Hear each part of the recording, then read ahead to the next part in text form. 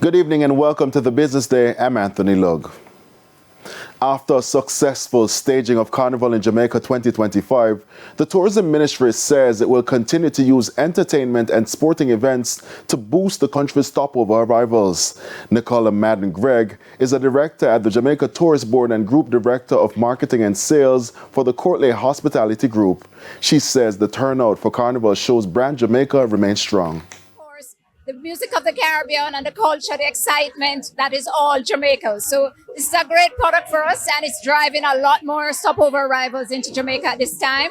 And we continue to see where every year new events come into play, new activities happen, people get a wider experience and a cultural immersion in Jamaica.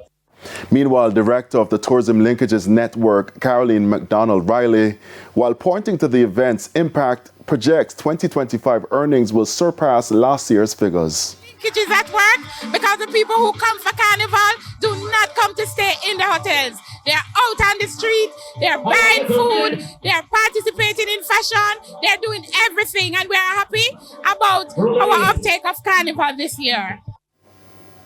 The Financial Services Commission of Jamaica, FSC, today welcomed a delegation from the Rwanda Stock Exchange.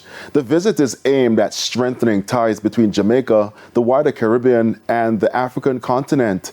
The delegation, who previously visited the Jamaica Stock Exchange, stressed the importance of the relationship between the financial regulator and operators of the stock exchange. In the past, like in our region, the regulators and the exchange have had difficult times working together, a lot of challenges, but currently in Rwanda there is a very good working relationship between the regulator and the exchange, and I see the same here because they wouldn't have brought us here,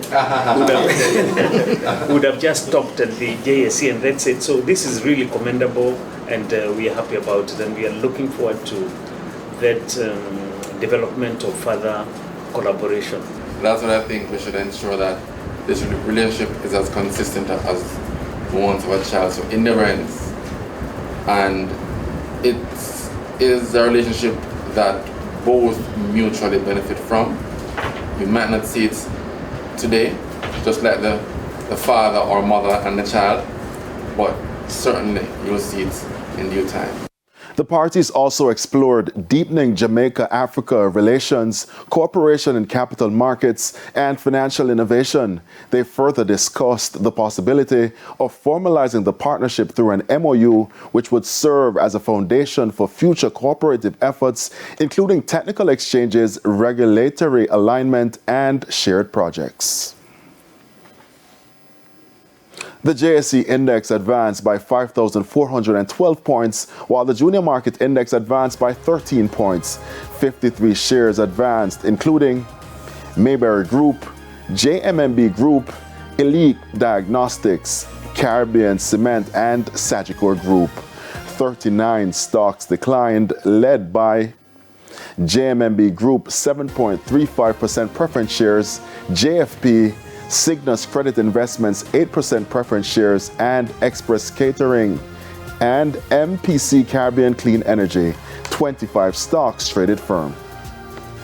Some currency trading now. Foreign exchange trading ended with banks and cambios selling the US dollar for an average $159.29. The Canadian dollar is being sold for $115.14.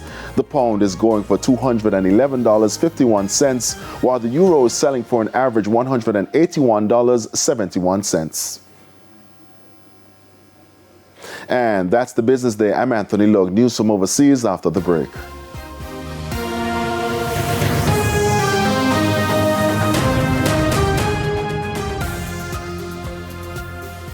The Business Day, brought to you by